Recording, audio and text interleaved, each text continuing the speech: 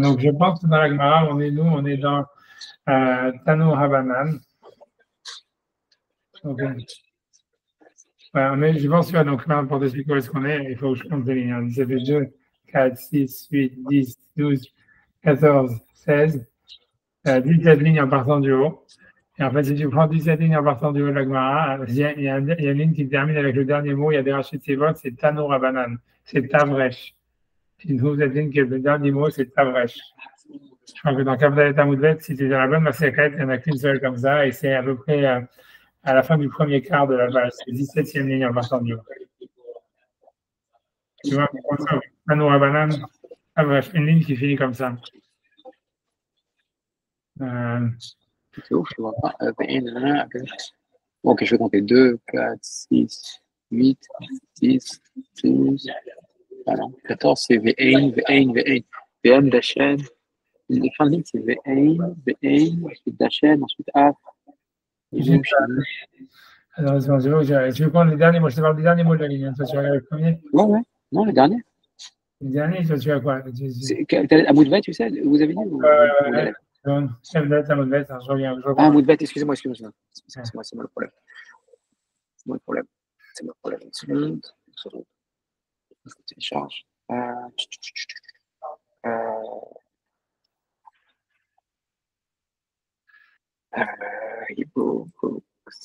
CAF. Ça, c'est ensuite, CAF. Dalet, donc 23 pour les nouveaux venus sur la comptabilité. 24, c'est 24V. Dalet, on télécharge. Dans Wood. Boom. Et on va le chercher ici. Et il est là. Alors, Tano Rabanan gelé, est-ce que vous me donnez juste une minute pour lancer un café? Pour que je lance un café, je fais un petit espace. Alors, allez-y. Allez, quand on est en forme, là, on s'accroche bien. J'ai une nouvelle résolution aussi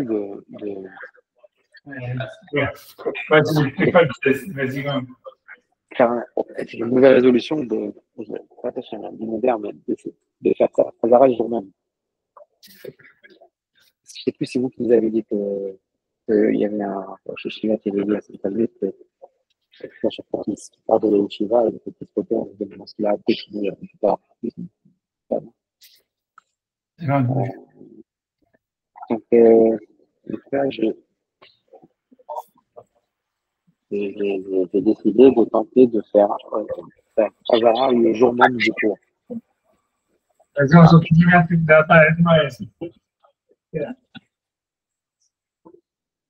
Hop.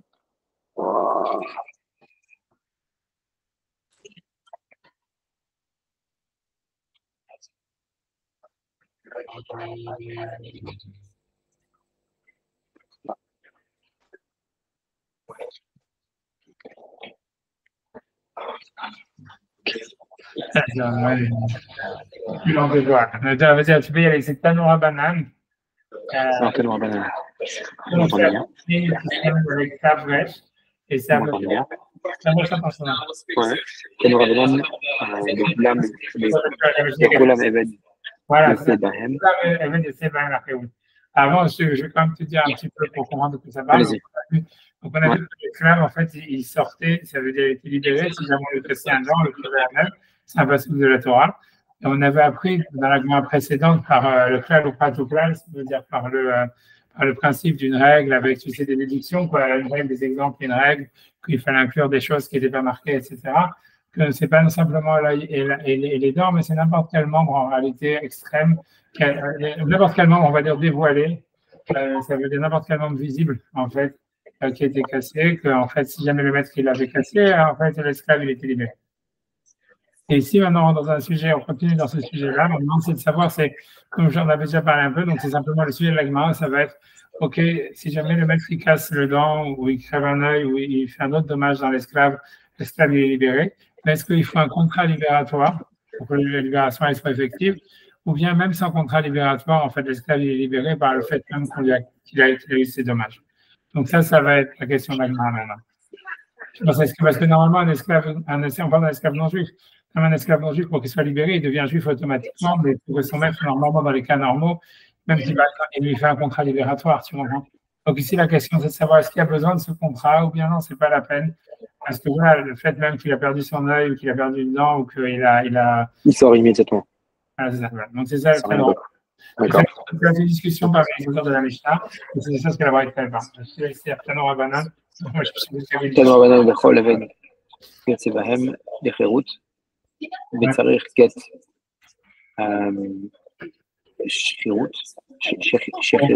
שחירו דברי רבי שמעון רבי מאיר אומר אינו צריך. Tu veux dire, Tano Rabbanan. תנו רבנן. nous avons appris. וכולם באמת, tous les יוצא בהם qui sort de Bahem, ça veut dire quoi? Les Koulam, ça veut dire les Koulam avec tous. Ici, ça veut dire, c'est sûr que la référence. Mais Koulam, ça veut dire dans tout, que ce soit l'œil ou les dents, on va dire comme ça. C'est-à-dire, on a vu aussi tous les dommages. Donc, c'est dans tous ces dommages, l'esclave, Eved, on va dire Yotse, il sort. Bahem, ça veut dire par ses dommages. Bahem avec eux. Dommage. Bahem. Voilà, tu vois, c'est le même, c'est un pronom. Et les Khérout, c'est quoi Khérout? C'est la libération, c'est la liberté. Ouais, tu vois, c'est. Donc. Khérout, Vetzarir, il a besoin d'un gadget court, d'un gadget de libération. Ça, c'est Rabbi Shimon comme ça. Rabbi Meir, il dit. Il n'a pas besoin. Voilà. Rabbi Eliezer Omer, Sarir. Rabbi Eliezer dit il en a besoin. Rabbi Tarfon Omer, Rabbi Tarfon dit il n'en a pas besoin. Et Rabbi Akiva Omer, Sarir, Amer, Sarir quoi. Après ça, c'est Amachim, les Fnei Chachamim.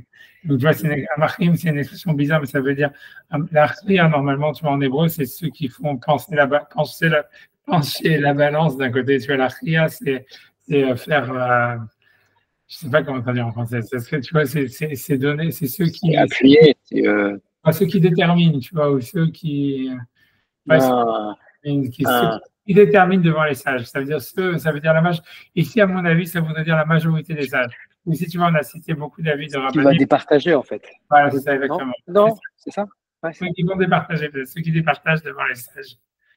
Alors, ceux qui départagent devant les sages, qu'est-ce qu'ils vont dire? Ils vont dire un autre avis encore. Marchim, Ifnei Chachamim, Omrim, eux, ils disent. Donc, ceux qui départagent devant les sages. Vas-y. L'oreille, livré à Rabbi Tarfon.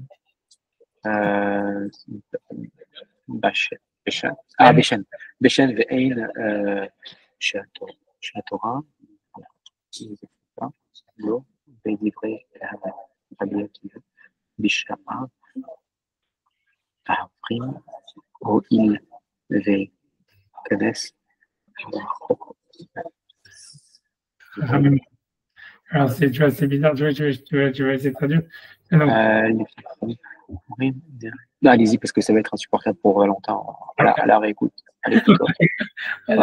Amarchim, l'absence sous-entend Amarchim, mais en tous les cas, Amarchim, ceux qui départagent parmi les sages, ils ont dit, Omrim, Nirin, ça veut dire, il semble que du coup, Rabbi Tarfon, ça veut dire les paroles de Rabbi Tarfon, que lui, il avait dit, il faisait partie du groupe de ceux qui avaient dit qu'il ne fallait pas un contrat libératoire, que ce n'était pas la peine d'un contrat libératoire. Donc, il semble les paroles de Rabbi Tarfon, j'ai entendu qu'il pense que ce n'est pas la peine d'un contrat libératoire. Beshen Va'in, ce qui concerne la dent et l'œil. Là, eux, ils pensent qu'il ne faudrait pas en fait de contrat libératoire. Pourquoi? Chez la Torah, Zirtalo, parce que la Torah, elle lui a donné le mérite. Zirtalo, la Torah elle-même, Zirtalo, elle lui a donné ce mérite d'être libéré.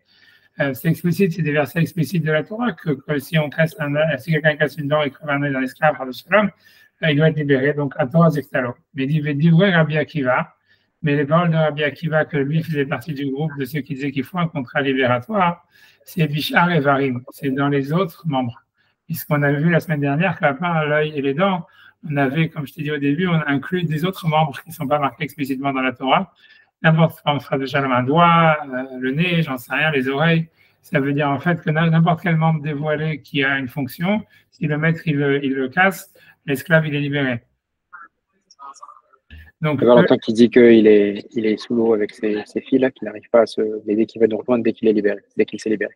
Ok, d'accord. Donc, tu vois, donc ça veut dire les marchim du Lifnei Chachamim, donc ceux qui donnent, qui font donc qui départagent parmi les sages, ce qu'ils disent, ils disent comme ça, ils font une distinction entre les membres qui sont marqués dans la Torah, c'est-à-dire l'œil et les dents, que c'est comme c'est marqué explicitement dans la Torah. Donc en fait, on dirait que là, il n'y a pas besoin de contrat libératoire, comme Rabbi Akiva. Je pense que comme Rabbi Akiva.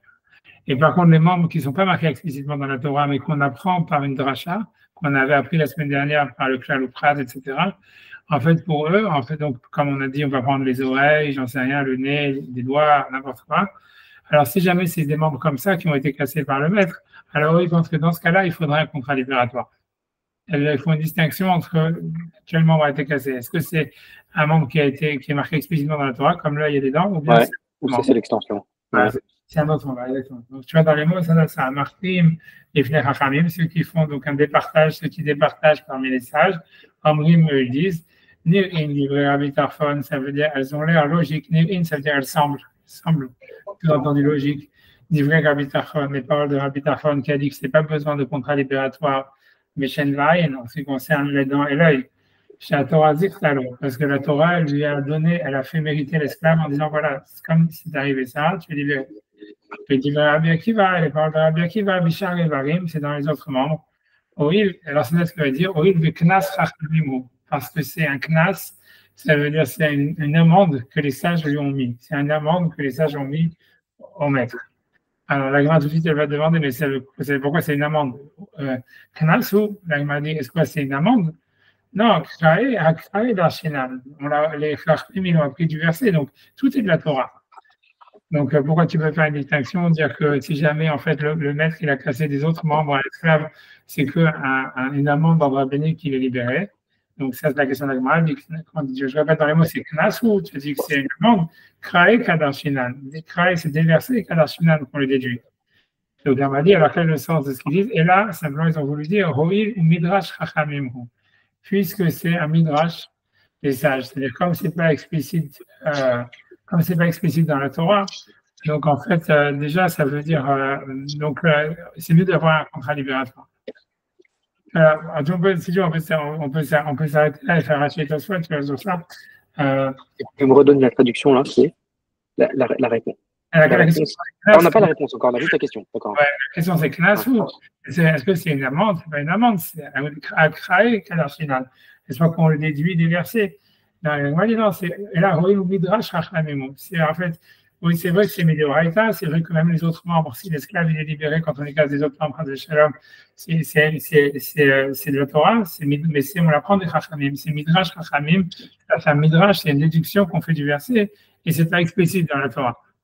Est-ce que les marchim, les Chachamim, ils disent, tu vois? Et donc, ça veut dire, tu vois, donc, alors, ça paraît bizarre ce qu'ils veulent dire, tu vois, c'est-à-dire que la différence si on l'apprend d'une dracha ou c'est explicite.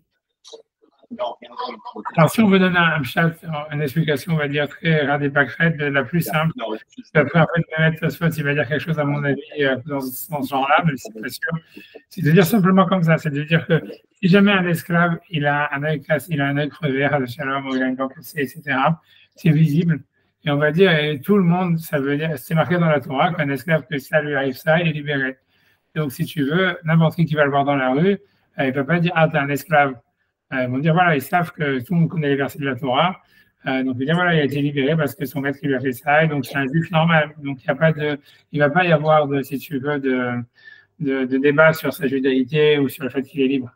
Mais si jamais, par contre, les autres membres, tu vois, on peut dire les autres membres qui ne sont pas explicites dans la Torah, bien que les sages, ils les ont inclus en disant que voilà, si jamais lui casse un doigt ou j'en sais rien, il lui coupe une oreille, ou j'en sais rien. On apprend des versets que là aussi il est libéré, mais comme c'est pas explicite dans la Torah, les gens, en fait, tu vois, ils le voient, ils vont dire, mais qu'est-ce que tu fais, toi, t'es un esclave? Il lui dit, non, moi, je suis parce que, en fait, le maître, il m'a coupé un doigt. Alors, tu vas dire, ça marche pas, c'est pas vrai. Donc, il va y avoir, si jamais après il veut se marier ou si jamais il a des enfants, les gens ils vont mettre en doute, tu vois, sa judaïté, sa famille, etc. Donc, c'est pour ça que, comme c'est qu'un midrash chachamim, c'est que quelque chose que les sages ils ont appris et que c'est pas explicite dans les versets. Alors, ils ont dit, OK, il faut un contrat de libération, on va dire, pas parce qu'il faudrait ça pour qu'il soit libéré, mais uniquement pour montrer, en fait, pour si jamais il y a des gens après qui remettent en cause sa libération, qu'ils puissent prouver qu'il a été libéré.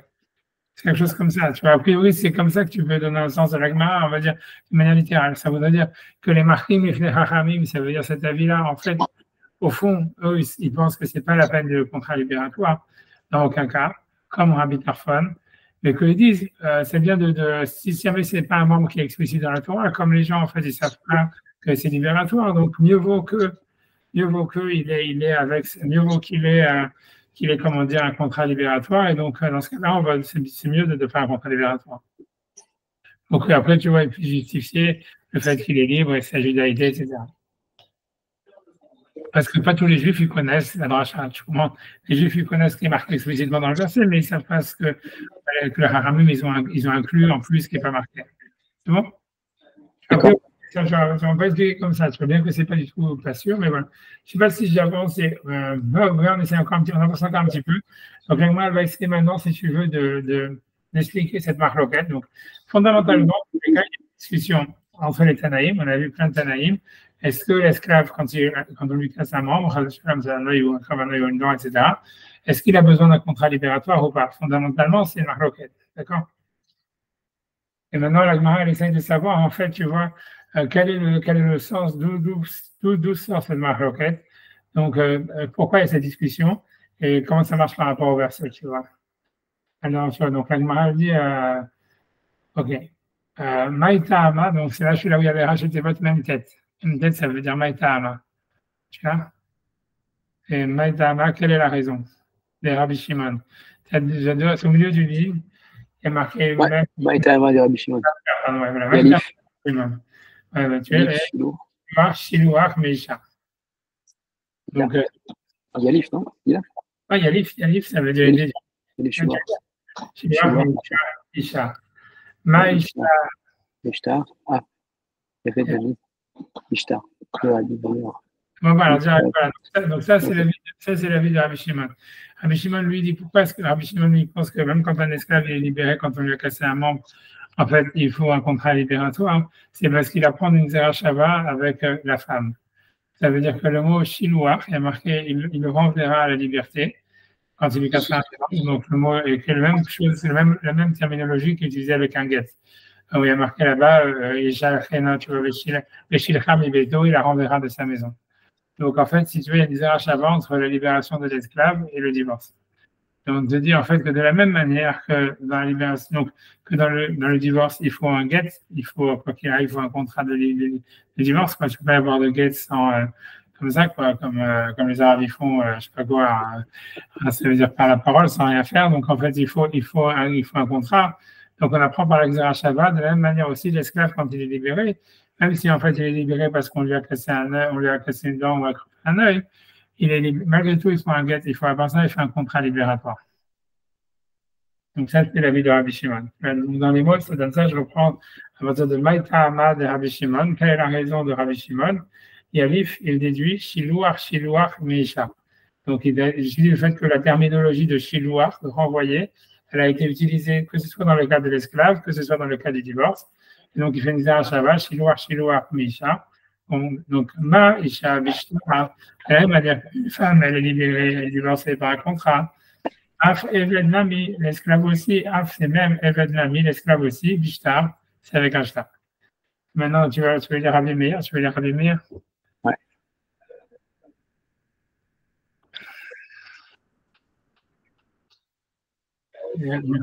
C'est Rabbi marqué va. Rabbi Meir, qui est à Kafshi, les Bassot, qui est à Marca, Ashfad,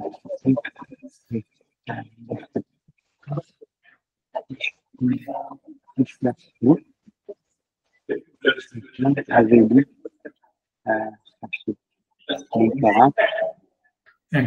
une pointe, tu vois. Alors, ça veut dire quoi? C'est qu'en fait, si tu regardes, en fait, tu vois, dans le verset si tu veux, je peux essayer de la. C'est bon. Le verset, donc, j'essaie de le ramener sur Sfaria. C'est Shemot 21 à 26. Je vais le mettre. Je vais chercher par là.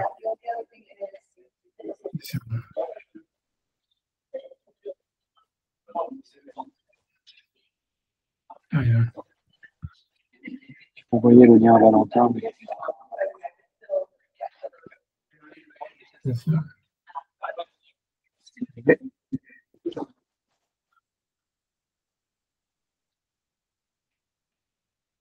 Deux secondes, ça arrive.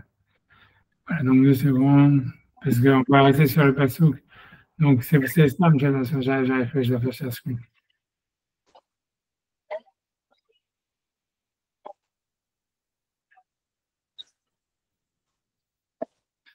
Voilà, tu vois, en fait, là, il y a le passouk, donc en fait, c'est le passouk 26. Non, je voulais zoomer, j'ai zoomé. Voilà. Là, il y a marqué Vechi Yake Ish, et lorsqu'un homme il va frapper, et En Abdo, ça veut dire l'œil de son esclave, ou et En Amato, ou bien l'œil de son esclave femelle, féminine, Veshihata, et qui va l'abîmer, donc qui va la détruire. Donc le verset dit comme ça, ce qui est important, c'est ces deux mots-là, c'est l'Archofshi, pour la liberté, Yeshal Vechenu, il va le renvoyer, Tahat Eno, à la place de son œil. Alors ça, c'est le passage.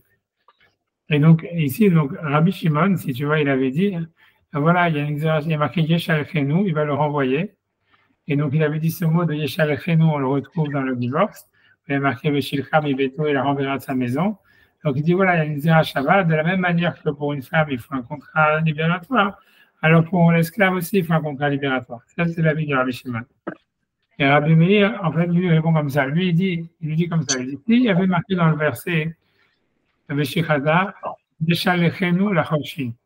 dire il va le renvoyer pour la libération. Ça veut dire qu'on avait inversé l'ordre des mots entre Chovshi et Shalchenu.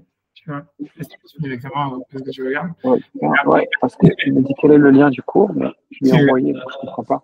Oui, il n'y a pas de lien du cours. Ah ouais, peut-être qu'il n'a pas accès à WhatsApp, je l'ai envoyé par. Il m'a envoyé un mail alors. Je l'ai répondu. Anyway, excusez-moi, continue. Donc, comme pour une Isha, il y a besoin Rabbi Shimon, il dit du fait qu'il y a marqué le mot Yeshua Chenu dans les deux cas. Donc, en fait, ça veut dire que dans les deux cas, il faut un contrat libératoire. Tout c'est Rabbi Shimon. Rabbi Meir, il dit comme ça. Il dit vu l'ordre, ce qui l'intéresse, ce qui va parler, c'est l'ordre des mots entre l'Achovshi et Shalchenu. C'est-à-dire, tu vois, le début du verset, il dit simplement quand un homme il va frapper l'œil de son esclave, Yake Ish en Abdo, ou est un amato, ou bien l'œil de son esclave femelle, Veshikata qui l'a abîmé. Donc, ce qui nous intéresse, comme je dis, c'est exactement ces deux mots-là, la Chofshi et Shalchenu. Donc, il y a marqué pour la liberté, il le renverra. Donc, Rabbi Meir, il dit comme ça, il dit si tu penses vraiment que le Yeshal Chenu, ça veut dire, OK, il va le renvoyer avec un contrat libératoire. Donc, on aurait dû dire, on aurait dû inverser le mot Lachofshi, Yeshal Chenu, l'ordre des mots. On aurait dû dire Veshicheta, Yeshal Chenu, Lachofshi. Il le renverra vers la liberté. Donc, ça voudrait dire, en fait, c'est que quand il va le renvoyer avec un contrat libératoire, il va être libéré. Mais du fait que dans le passage, il y a marqué l'ordre, il est inversé. Il y a marqué pour la libération, il le renverra. Donc, on a l'impression que dès qu'en fait l'œil il a été abîmé, il y a la libération et il faut simplement le renvoyer. Et que si tu veux, c'est une mitzvah sur le maître simplement de le libérer, de le laisser partir. Mais donc, pas de lui donner un contrat libératoire. Mais tu vois, dans ce qui pousse, ce qui est important, c'est ce qui pousse, c'est ce qui pousse Rabbi Meir à interpréter le passage comme ça et ne pas faire la Shabbat de Rabbi Shimon. C'est parce qu'il dit que si jamais, en fait, l'ordre entre l'Achovshi et Shalchenu, il était inversé, c'est marqué, et ça veut dire, il le renverra vers la liberté. Donc, tu diras, tu aurais dit à Rabbi Shimon, tu as raison, que renvoyer, ça veut dire avec un contrat, comme chez la femme.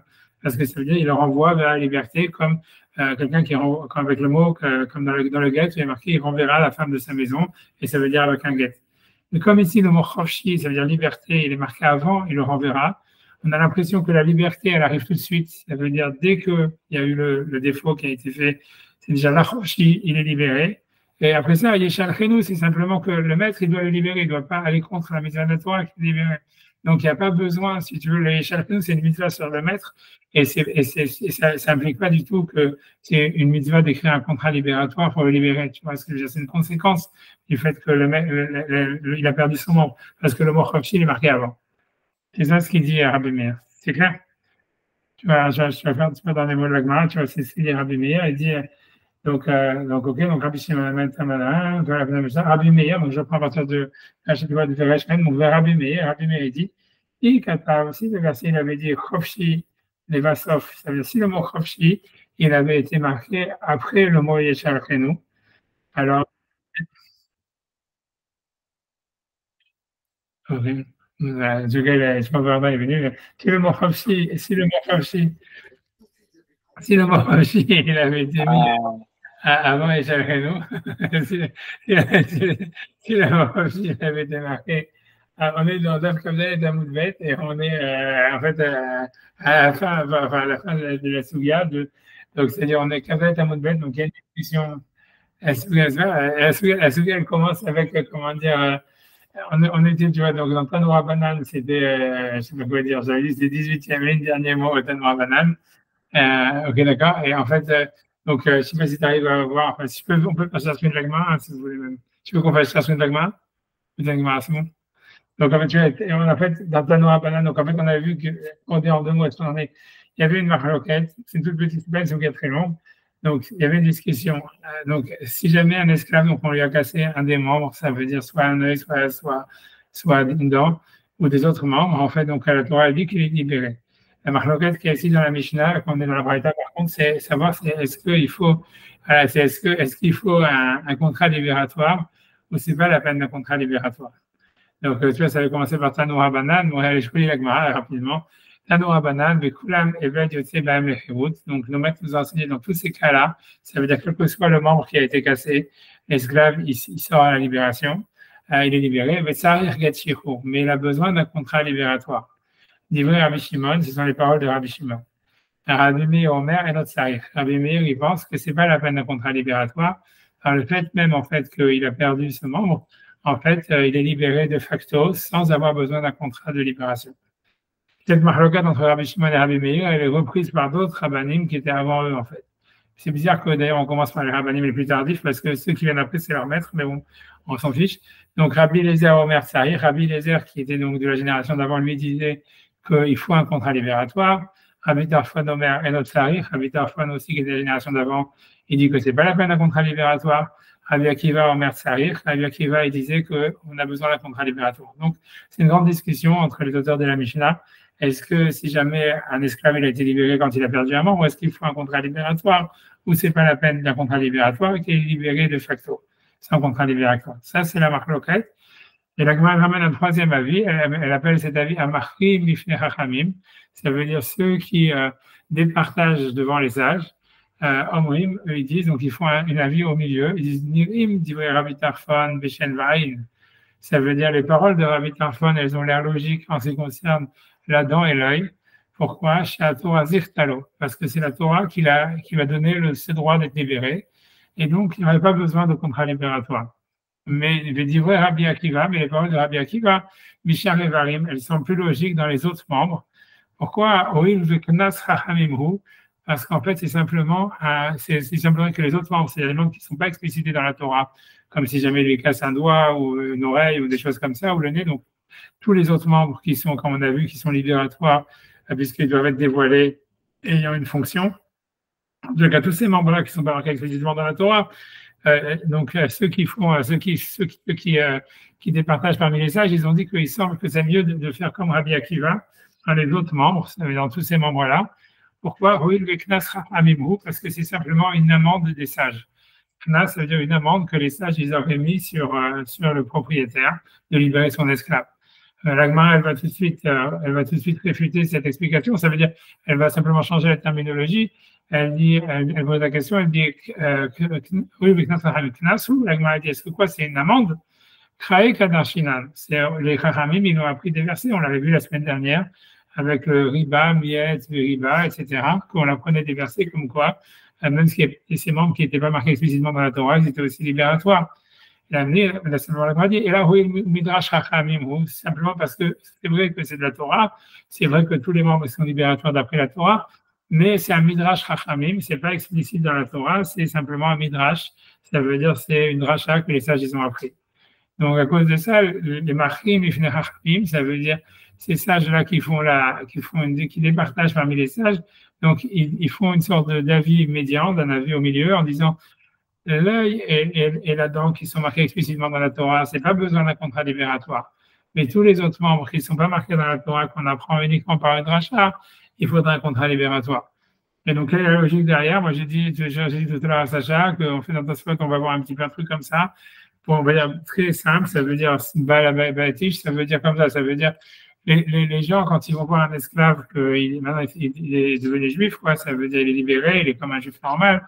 Donc, si jamais, en fait, ils voient qu'il a un œil crevé ou qu'il a une dent qui lui a été enlevée, donc, ils savent à cause de ça, il a été libéré parce que c'était versé explicite de la Torah.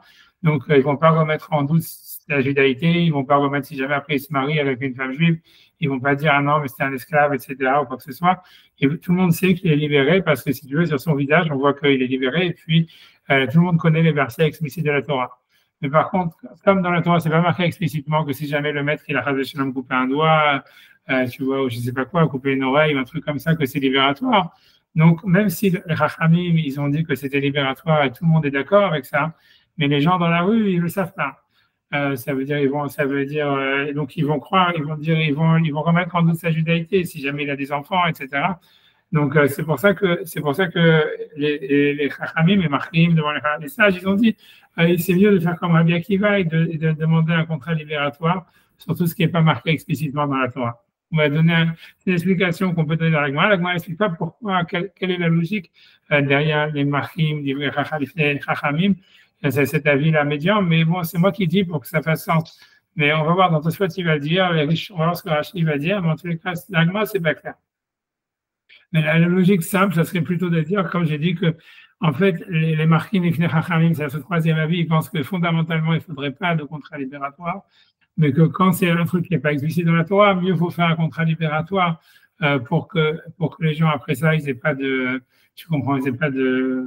Je sais pas quoi, ils vont pas remettre en cause sa judaïté, sa libération, etc. D'accord?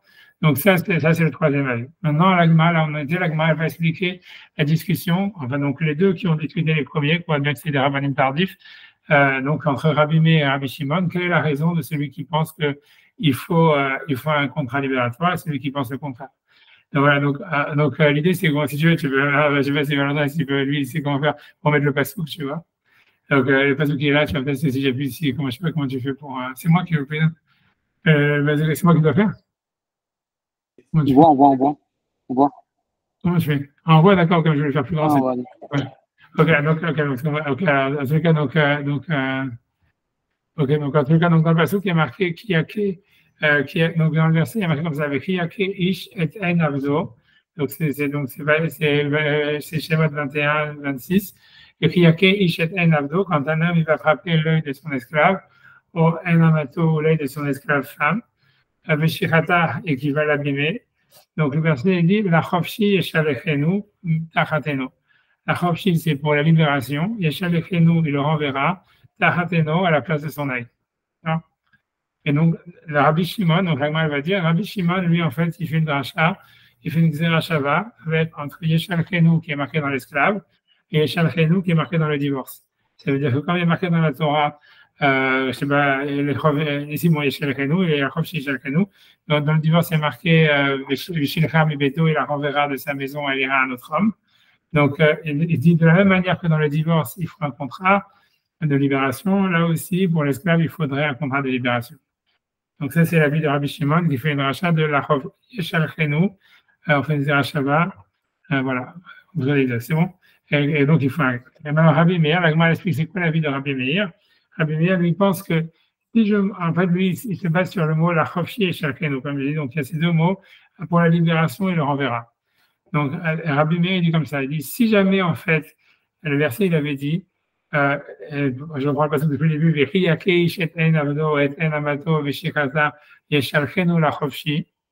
il le renverra pour la libération. Ça veut dire que l'ordre entre Yeshal Chenu et la Chofshi était inversé. Donc Rabbi Meir, il dit, Rabbi Shimon, il a raison, qu'en fait, ça voudrait dire, il doit le renvoyer pour la libération. Ça veut dire qu'il faut qu'il fasse un acte de renvoi pour le libérer. Ça veut dire qu'il faut qu'il fasse un contrat de libération. Mais du fait que dans la Torah, c'est pas marqué comme ça, c'est marqué l'inverse, c'est marqué la Chofshi et Shalchenu. Ça veut dire, pour la libération, il le renverra. Donc, ça voudrait dire plutôt que quand le maître, il a cassé la langue de l'esclave, ou il lui a abîmé son œil, donc il est la Chofshi, il est maintenant libéré, Et c'est une mitzvah pour le maître, en fait, de le renvoyer et de ne pas la servir et d'aller contre ce que la mitzvah de la Torah qu'il a libéré. Donc, c'est pas une mitzvah, ça veut dire, ce qui veut dire, Rabbi Meir, c'est du fait qu'il y a marqué la chofshi et shalchenu. Ça veut dire, comme il est libre, il faut le renvoyer. C'est comme ça que plus ou moins ça appelle le basouk. Tu vois, ça veut dire, donc ça voudrait dire qu'en fait, il est libéré par le fait même qu'on lui a cassé le membre. Mais simplement, le Yeshal Chenou, c'est simplement une mitzvah pour le maître d'accepter cette libération et de ne pas la servir. Mais c'est pas en fait une mitzvah pour lui de faire un acte libératoire, si tu veux. Parce que voilà, donc c'est pour ça que lui, Rabbi Meir, lui pense que donc c'est pour ça que lui déduit du passouk, au contraire, il faudrait pas de contrat libératoire. Voilà, c'est la marloquette. C'est bon? Ça c'est énorme, ça c'est la fin de la souga. Ensuite, je reprends dans les mots simplement que tu vois à la dracha. Quand la Gemara dit Maïta Ahmad de Rabbi Shimon et Maïta Ahmad de Rabbi Meir. Ok, alors j'ai dit ça maintenant, une seconde, j'ai perdu. Donc, Maïta Ahmad, donc il y a, je ne sais pas, je vais pas s'en donc si tu veux remettre la Gemara, tu peux, tu vas c'est Maïta Ahmad de Rabbi Shimon. Bon, je sais pas, comme tu veux. Voilà. Voilà. Donc, on est Maïta Ahmad et Rabbi Shimon, je vais inclure ça. Donc, quelle est la raison de Rabbi Shimon? Donc, c'est la première ligne en haut. Maïta Ahmad et Rabbi Shimon, quelle est la raison de Rabbi Shimon? Yalif, donc il déduit Shilouar, ça veut dire qu'il y a un du mot le Shilcham Ibeto, où il va enverrer l'esclave, Meisha, de la femme.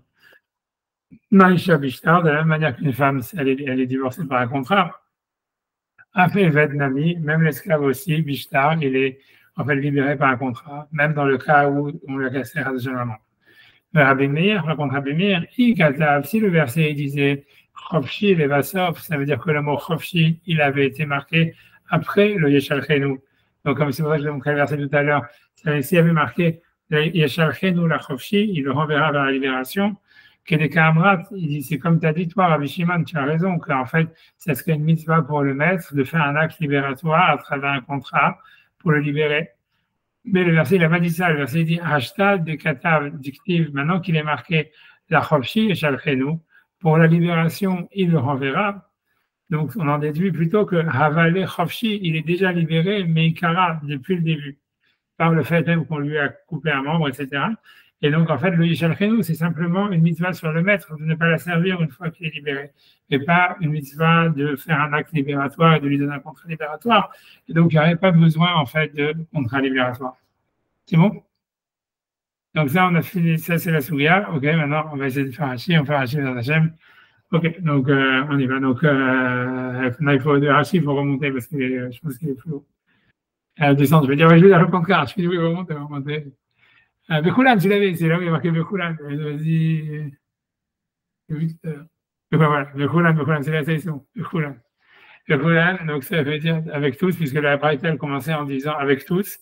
Donc Rachid explique de quoi ça parle tous. Ça veut dire Bekoulan, Araché, Varim, Kae. Ça parle de tous les têtes de membres. C'est-à-dire, grosso modo, pas simplement où la Braïta avait commencé en disant Tanou Abnan, Bekoulan, avec le Tseban Acherut, avec tous ces membres-là. Donc, quel que soit le membre qui est cassé, que ce soit un œil ou des dents, etc., dans tous les cas, l'esclave, il est libéré. Donc, Bekoulan, Rachid explique, arracher et varim sur n'importe quelle tête de membre ou extrémité de membre, Kae, ça parle. Okay. Donc, dans tous les cas, donc Rabbi Meir, il avait dit c'est pas la peine d'un contrat libératoire, mais Rabbi Shimon, il dit il faut un contrat libératoire. Mais Tsarir Gatshiro, il a besoin d'un contrat libératoire. Donc, Rachid, il dit il a un tiro pour le permettre, Bevat Horin, à se marier avec une femme libre, avec une juive normale. J'imagine pourquoi Rachid dit ça, c'est pour dire pour qu'il soit libéré. A priori, on a l'impression que Rachid pense que même selon Rabbi Shimon, qui dit qu'il faut un contrat libératoire, le maître, il n'a pas le droit de le rendre esclave. Tu vois. Donc, ça voudrait dire que c'est vrai, même Rabbi Shimon, il serait d'accord qu'une fois que le maître, il a cassé une dent, il a crevé un œil, l'esclave, il est libéré dans le sens où il peut plus, le maître, il n'a plus le droit de la servir. Mais malgré tout, il faut un contrat libératoire pour qu'il puisse se marier avec une femme juive et qu'il soit considéré comme un juif à part entière. C'est pour ça que Rachid, a priori, dit la tiro bevatchorin pour le permettre avec une fille normale, une fille libre. Ça veut dire que, a priori, ce qu'il semble dire, c'est que même selon Rabbi Shimon, sans le contrat libératoire, il ne peut plus le faire travailler. Oui, c'est ça ce qu'il veut dire. D'où est-ce qu'il a déduit ça? J'en sais rien. Peut-être c'est comme ça qu'il explique l'inversion des mots selon Rabbi Shimon, il est marqué la Chofshi et Shalchenu. Tu vois, c'est peut-être ça ce qu'il veut dire. Il veut dire même selon Rabbi Shimon qui ne regarde, tu vois, ça voudrait dire peut-être ça veut dire, peut-être que Rashi veut dire ça, il veut dire selon Rabbi Shimon, pourquoi est-ce qu'il n'y a pas marqué Shalchenu la Chofshi? Il le renverra pour la libération, il a marqué la Chofshi et Shalchenu, il sera libéré et il le renverra. Ça veut dire que Rabbi Shimon, il est d'accord avec Rabbi Meir qu'une fois que le membre il est cassé, il ne peut plus le faire travailler, mais il faut un get shirur, il faut un contrat libératoire uniquement pour qu'il puisse se marier avec une femme juive. OK? Donc, ça, c'est Rachid dit ça. Donc, la tire au Bevatrourim pour lui permettre de se marier avec une fille libre. Ensuite, la Rachid continue. Chez Torah Zirtalo. Donc, ça, c'était l'avis de ceux qui font une Machrim et Haramim, ceux qui est un avis médian qui faisait des partagés entre les sages.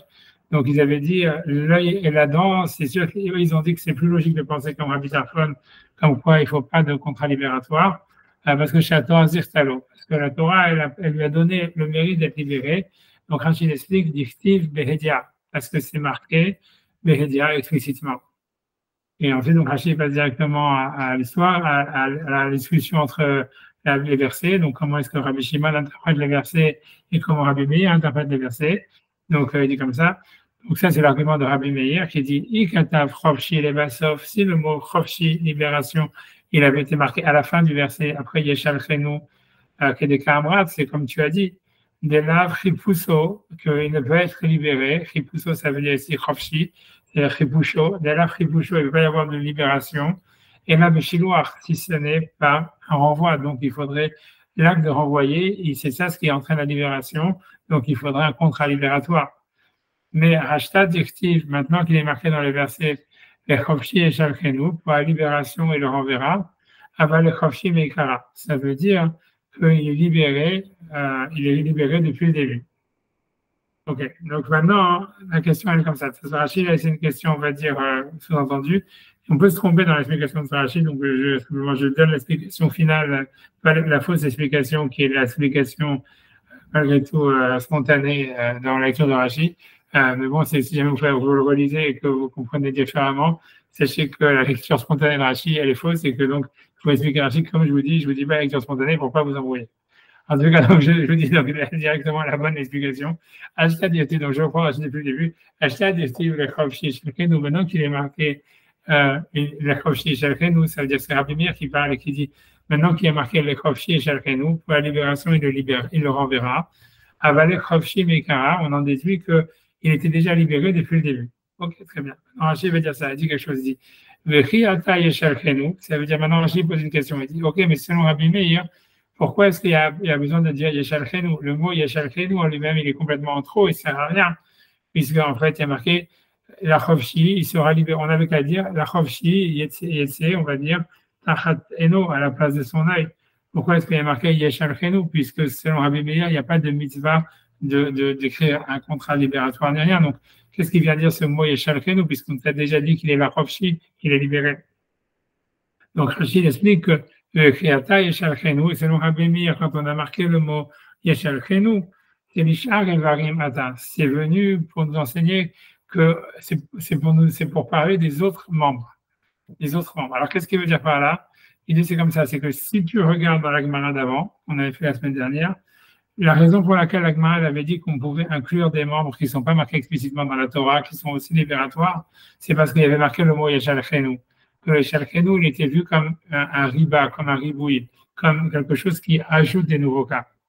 Donc, c'est pour ça que c'est ça ce qu'il veut dire Rashi. Rashi veut dire, selon Rabbi Meir, le mot Yeshalchenu, il n'a rien à voir. Ça ne veut pas dire que le maître, il doit faire un contrat libératoire. Ça veut dire, il a été écrit pour rajouter les autres membres qu'on a appris par déduction qui ne sont pas marqués explicitement dans la Torah. D'accord? Est-ce que c'est bon? Ok. Donc, voilà. Donc, on a fini Rashi. Ok. Maintenant, on peut essayer de faire Tosfot si vous voulez. On peut essayer. Voilà, en espérant que ce soit. Donc voilà, c'est oui, le premier, il faut monter plus haut, monter plus haut. Voilà. Donc voilà, ok, donc Tosfot, et puis il va se poser une question, évidemment, d'essayer de comprendre quel est l'avis médian, en fait, qui fait une distinction entre des membres qui sont marqués explicitement dans la Torah et des membres qui ne sont pas explicités dans la Torah.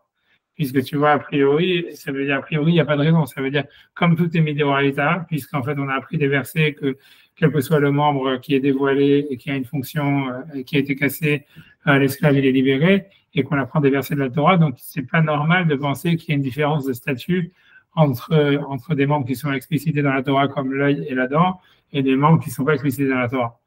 Donc moi, je vous ai dit, ouais, c'est peut-être parce que c'est les gens, ils vont dire, etc. Évidemment, c'est une explication bancale parce que de la Gemara, on a plus l'impression que c'est pas que, parce que selon ce que j'ai dit, ça veut dire comme ça, c'est que cet avis-là, il pense que normalement, il ne faudrait pas de contrat libératoire, mais c'est rien que parce que les gens, ils vont parler, ils vont jaser pour enlever, si tu veux, le fait que les gens, ils jasent. Donc, dans ces cas-là, il faut bien de faire un contrat libératoire.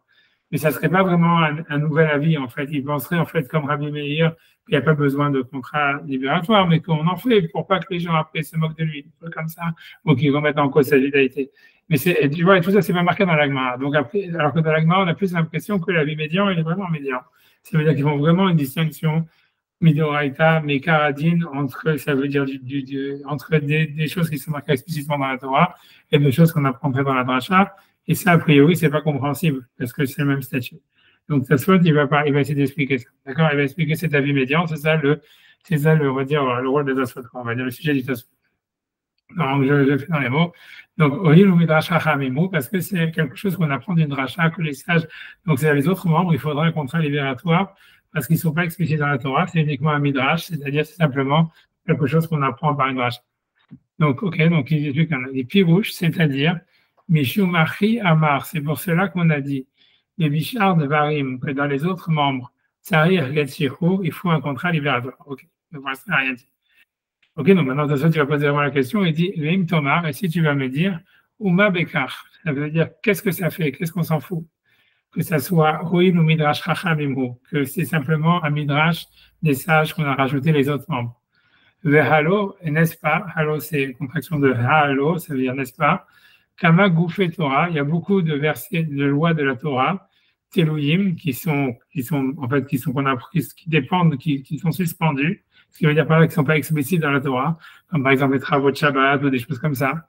She'enan Bain Elamikoar Drasha, qu'on ne déduit qu'à cause d'une dracha, et ils ont un statut de la Torah comme s'ils étaient explicites. Comment est-ce que donc la Chachamim, ils peuvent faire ici une sorte de distinction entre quelque chose qui est explicite et quelque chose qui est une dracha? En général, tout est de la Torah, donc c'est-à-dire la dracha, elle donne un statut de digne de la Torah à la chose qu'on a appris par la dracha. Donc, qu'est-ce que ça veut dire? Comment on peut faire ici une distinction? Donc ça, c'est clairement la question. C'est simple, c'est bon. Donc ici, il va citer Rabbeinu Tam. Donc Rabbeinu Tam, il va dire un truc que je vous ai dit moi, ce que je vous ai dit tout à l'heure, pour faire avec moi. Il dit la reine dirait le Rabbeinu Tam. C'est pour ça qu'il semble à Rabbeinu Tam des Getzé, que selon cet avis médian, le Getz, ça veut dire le contrat libératoire, et no ela midira banan. C'est que un contrat, c'est que une chose, une obligation d'ordre rabbinique. Voilà, des Haïchinan, parce qu'on a peur, Haïchinan, on a peur, schéma, de peur que Yimsa et Nubashuk, ils vont le trouver dans le marché, dans la rue. Et son maître, il va lui dire, Avdiata, tu es mon esclave. Parce qu'il dit, les filles, Shen a Midrash Yadou ala Olam. Parce que ce Midrash, il n'est pas connu du monde, comme c'est pas un verset explicite de la Torah, pas tous les Juifs ils le connaissent. Donc, comme je vous ai dit exactement ce que je vous ai dit à l'oral, ça veut dire ça remettrait en cause sa judaïté, sa libération. Donc, si tu veux, c'est d'ordre rabbinique. Même ils ont dit, voilà, écrire un contrat libératoire. Comme ça, le maître, il va pas pouvoir remettre en doute cette libération. Et ensuite, voilà, pour ses enfants, etc., c'est mieux, quoi. Grosso modo, c'est pour clarifier la situation. On va dire, leur fondement d'un Getcherour, c'est pas parce que c'est leur interprétation de la Torah, mais c'est parce que c'est une guédère. C'est ce que je t'ai dit, tu vois, c'est comme ça que je t'ai expliqué la Gemara tout à l'heure, parce que je m'étais basé sur un peu pour faire sens, mais tu comprends que cette explication de Rabbeinu Tam, elle est, tu vois, ça veut dire, elle n'est pas marquée dans la Gemara, tu vois, si c'était vrai, tu vois, ce qui est faux, ce qui est faible dans cette interprétation, c'est que si c'était vrai, la Gemara, elle aurait dû lui dire, tu vois, elle aurait dû dire, à marquer Mifnei Chachamim, ils disent pas Nirim, livré Rabbi Akiva, dans les choses qui ne sont pas marquées dans la Torah, ou je ne sais pas quoi, ils auraient dû dire, un autre Sarir, tu vois, Nirim, livré Rabbi Tarfon, tu vois, ça veut dire, on va dire, Rabbi Tarfon, c'est un des avis qui pense qu'il ne faut pas de contrat libératoire, ou livré Rabbi Meir. Et là, chez Midera Banan, Sarir Gatchirur, tu vois, Mishum, je sais pas quoi, Samimkra, la pays, ça veut dire, parce que grosso modo, pour pas que les gens ils se moquent de lui après, etc. Mais tout ça, ça aurait dû être marqué dans la Gemara. Si tu veux, la faiblesse de cette interprétation, c'est que c'est pas ce qui est marqué dans la Gemara. La Gemara, elle dit, Quand on lit la Gemara dans une lecture simple et qu'on ne veut pas rajouter des mots ni rien, on a vraiment l'impression que les Machrim et les Chachamim, ils font une distinction entre ce qui est marqué explicitement dans la Torah et ce qui est dans une dracha, et ils ne donnent pas de raison. Et c'est vrai, ils ne donnent pas de raison, mais en tous les cas, ils n'ont pas l'air de dire c'est que dans le rabbinique parce qu'en fait, on a peur que tu vois ce que je veux dire, c'est tout. Tu vois, c'est le Rabbeinu Tam, il dit que ça fait sens. Le plus, si tu veux, le bon sens, il dit d'expliquer dans la Gemara, et ça fait sens, etc. Le problème, la faiblesse de cette interprétation, c'est qu'elle n'est pas marquée. Tu vois, ça aurait dû être marqué comme ça. Or, dans la lecture de la Gemara, on a l'impression que eux, ils pensent que Midoraita, il y a une distinction entre les deux cas, entre ce qui est marqué dans la Torah et ce qui n'est pas marqué dans la Torah. D'accord? Donc, c'est pour ça que Tosfot lui a proposé une autre explication à part celle de Rabbeinu Tam. Non, mais c'est clair, c'est bon. Alors, tu vois, donc il dit, le kartik nougatiro, c'est pour ça qu'ils ont instauré de faire un contrat de libératoire dans les choses qui ne sont pas marquées dans la Torah, parce que les gens, ils ne sont pas au courant de cette rachat, et donc ils risquent de remettre en doute sa judaïté. Ok. Maintenant, il veut dire veriva, donc je vais donner une deuxième explication. Veriva piresh, donc riva, un autre balatasva, lui, il explique il dit différemment. Il dit, les vadai, shen vaïn, ça veut dire, s'il y a une distinction entre l'œil et la dent qui sont marqués dans la Torah. Pourquoi d'activer behedia bikra, puisqu'ils sont explicites dans le verset,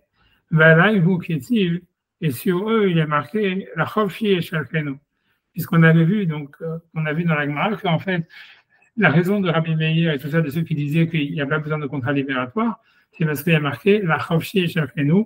Pour la libération, il sera renvoyé. Donc, c'est comme s'il est libéré de facto, sans contrat libératoire. Et mashma, donc on déduit du verset, comme Rabbi Meir il a dit, chofchi meikara, qu'il est libéré depuis le début. Uveha, ça veut dire selon cet avis, pshita, c'est évident, des logamar shiluach meisha. Et donc, en ce qui concerne donc, cette libération qui est marquée explicitement dans la Torah, c'est sûr en fait qu'on ne fait pas la xéra shava. Pshitale, c'était évident, Béa pshitale, sur ça c'était évident. Des logamar shiluach meisha, qu'on ne fait pas la xéra shava shiluach du divorce de la femme. Et c'est pour cela qu'il n'y a pas besoin de contrat libératoire. Mais, il va dire, Aval Shar Evarim, mais les autres membres, c'est ce que je vous avais dit dans le dernier Rashi, que en fait, les autres membres qu'on avait rajoutés, finalement, on avait appris par une dracha qu'ils étaient aussi libératoires. Duquel mot on l'avait appris? On l'avait appris finalement du mot de Yeshal Chenu. C'est ce que Rashi, le dernier Rashi, il dit. Il dit le mot Yeshal Chenu, c'est le Rabbi Meir, il est venu pour nous apprendre les autres membres qui ne sont pas explicites dans la Torah. Donc Tosfot, lui, va dire, on comprend que maintenant que selon eux, en fait, c'est-à-dire pour les autres membres, le mot Yeshalkenu, il est marqué après Chofshi. Tu vois, il est marqué, si tu veux, c'est comme puisque tout le monde apprend de Yeshalkenu, c'est comme si le mot Chofshi, il est marqué uniquement, selon cet avis, il se rapporterait simplement aux cas qui sont marqués explicitement dans la Torah, c'est-à-dire l'œil et la dent. Mais comme les autres membres, on les apprend simplement du mot Yeshalkenu, et que le mot Yeshalkenu, justement, normalement, ça veut dire renvoyer avec un contrat, puisqu'on apprend la Xéra Shava du divorce. Donc, c'est pour ça que ces défauts-là qui ne sont pas marqués dans la Torah explicitement, eux, les Chachamim, cet avis-là, ils pensent que, justement, du fait qu'on apprend du mot Yeshal Chenu, et que Yeshal Chenu, c'est justement le mot où il y a la Xéra Shava du guet de la femme, donc, dans ces cas-là, il faudra un contrat libératoire. Et donc, c'est de la Torah, ça veut dire que cette distinction entre les membres qui sont marqués explicitement dans la Torah, qui sont l'œil et la dent, et les membres qu'on apprend de la dracha de Yeshal Chenu, ça viendrait du fait même de comment est-ce que tu interprètes le verset. C'est-à-dire que sur les membres qui sont marqués dans la Torah, explicitement, il y a marqué la Chofshi et Yeshal Chenu. Pour la libération, il les renverra. Donc on voit, ça veut dire qu'ils sont libérés depuis le début et que le Yeshal Chenu, son sens, ça ne veut pas dire qu'il y a une mitzvah, comme je l'ai dit sur le maître, de les libérer. Il doit le laisser libérer, il doit le laisser libre, il ne peut pas la servir. Mais ça, c'est ce qui est marqué dans la Torah, ça c'est les membres Shen Vaïn qui sont marqués dans la Torah. Mais comme Rachid a dit, les autres membres qui ne sont pas marqués, d'où est-ce qu'on l'avait appris la semaine dernière? En fait, le ribouille final, c'était du mot Yeshal Chenu, qui était un ribouille riba akol. C'est un ribouille qui rajoutait tous les membres qui sont visibles et qui ont une fonction. Donc, comme le mot Yeshal Chenu, en fait, tous ces membres-là qui ne sont pas marqués dans la Torah, on les apprend du mot Yeshal Chenu, et que ce mot Yeshal Chenu, c'est un mot qu'on sait qu'il y a une Xéra Shava avec le guet, puisque c'est un mot qu'on retrouve quand l'homme divorce sa femme avec un contrat. Donc c'est pour ça qu'ils disent, comme on apprend de ce mot-là, donc sur ça, la Xéra Shava de Yeshal Chenu, elle s'applique. Et donc, quand un esclave est libéré par ces membres-là qui ne sont pas marqués dans la Torah, il faut un contrat libératoire. C'est pour ça qu'eux, ils ont un avis médian, ils font cette distinction entre l'œil et la dent qui sont marqués explicitement dans la Torah, et les membres qu'on apprend d'une dracha, parce qu'on apprend du Yeshel Chenu, qui est le mot, justement, il y a l'examen Shava du get, où il faut un contrat libératoire. C'est ce que je veux dire. Je finis un peu de soit, tu vois, parce que donc, je prends dans les mots, donc il dit, ok, Deva, je reprends. Je prends le Riva Piresh, le Riva, il a expliqué Deva, c'est sûr que Shen va ça veut dire là-dedans, et l'active et Behedia, qui sont marqués explicitement Bikra dans le verset Valaïvu Ketiv, et c'est sûr, ces deux cas, il est marqué dans le verset Chovshim, la Chovshi et Shachenu, pour la libération, il le renverra. Des mashma qu'on en déduit, comme Rabbi Meir, il a dit Chovshim et Kara, qu'il était libéré depuis le début, depuis le moment où il avait perdu son membre. On verra Pshit aller, et donc pour cet avis-là médian, qui sont les marqués Mifnei verra sur ça, Pshit aller, c'était évident pour eux, des logamar shiluach meisha, qu'on ne fait pas la Xera Shava, shiluach de la femme, qui prend un contrat libératoire comme j'ai dit une femme. Pour le cas, et c'est pour cela qu'on n'a pas besoin de contrat libératoire. Aval, mais Shiar et Varim, les autres membres, des lots nafke qu'on a déduit, et là, uniquement nafke, ça compte des lots nafke, la double négation, qu'on a déduit que Torah du mot en plus Yeshal Chenu, qui a marqué Yeshal Chenu, qui le renverra, ça montre trop. Vadaï, c'est certain, Béachi sur cela, Gumiré, il faut la déduction, ça va être Shava, Shiluach Meisha, donc le mot Shiluach Meisha, de dire que de la même manière qu'une femme, il faut un contrat de libération, de la même manière pour cet esclave, il faut un contrat de libération. Pour le cas, c'est les Ougetchikour, c'est pour ça que pour eux, dans ces cas-là aussi, il faudra un contrat libératoire. Voilà. Donc c'est clair. Donc, on a vu trois avis. Si jamais, donc, est-ce qu'il faut un contrat libératoire si un esclave il est libéré quand il a manqué, il est enlevé.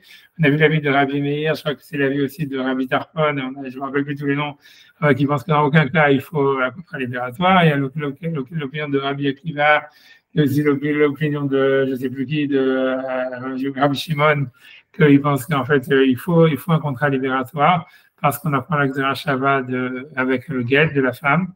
Alors que Rabbi Meir, etc., et Rabbi Darfon, ils pensent que non, comme il est marqué, la Chovshi, Yeshal Chenu, il sera libéré et après tu le renverras, donc c'est pas le contrat qui est libératoire. Et on a vu un troisième avis, donc qui est marqué Mifnei Chachamim. On ne sait pas exactement qui c'est, mais on va dire ça devait être ça veut dire la majorité des sages, qui font une distinction entre les cas qui sont marqués dans la Torah et les cas qui sont appris simplement par une dracha. Et dans cette interprétation-là, il y a deux avis. Il y a l'avis de Rabbeinu Tam qui dit que c'est uniquement dans le rabbinique, c'est-à-dire qu'il pense normalement qu'il ne faudrait pas de contrat libératoire. Et les cas qui sont peu marqués dans la Torah, on fait un contrat libératoire uniquement pour pas que les gens après remettent en doute sa judaïté. Et ensuite, on a vu l'avis de Riva, que lui dit non, que en fait, c'est le fait que les cas qui ne sont pas marqués dans la Torah, on apprend du mot Yeshal Chenu. Donc c'est pour ça que c'est pour ces cas-là, il faudrait vraiment un contrat libératoire. Ouais. Là, et on verra la suite la semaine prochaine. C'est notre sujet. Désolé, hein, vraiment de. Merci. Non, c'est bien ce que tu peux venir. On va entendre. Ouais. Juste d'un point de vue méthode, enfin, Sacha, en fait, c'est le mardi, on étudie finalement la Gemara ou c'était parce que je suis en retard Non, je sais pas, moi je me suis dit, je sais pas honnêtement, mais c'est comme vous voulez. Le truc, c'est que je sais pas en fait ce qu'on fait parce que moi, à part ça, moi je vais, comment dire, Ah ouais, ça devait être Rambam aujourd'hui. Ouais, ça devait être Rambam. Non, vas-y, je sais pas. Pour les prochaines. Le truc, c'est que moi je vais, donc je sais pas quand est-ce qu'on fait le Rambam. Jeudi matin, pour moi, je peux faire. C'est jeudi après-midi, quoi, vers midi, c'est dur, en fait, franchement, c'est dur pour moi. Parce que vous partez en fait le jeudi. Ouais, c'est ça. Après, j'ai pas envie de me mettre dans une pression, tu vois. Non, c'est pas le. Non. Mercredi, c'est jouable pour moi. Demain, c'est jouable. Demain, c'est jouable pour toi, Valentin? C'est dur. C'est compliqué. C'est compliqué. C'est compliqué demain, ouais. Ou le matin très tôt. Oui, ce soir tard. Il y avait aussi vendredi aussi, si vous voulez, vendredi avant Shabbat en Israël. On pourrait peut-être faire un truc comme ça. C'est dur, c'est compliqué. C'est le feu. C'est le feu. Ce soir tard, c'est-à-dire demain matin pour toi, Valentin. Demain matin à quelle heure? Ouais, c'est ça, c'est très tôt. Parce que pareil, j'emmène Mathieu au GAN oui.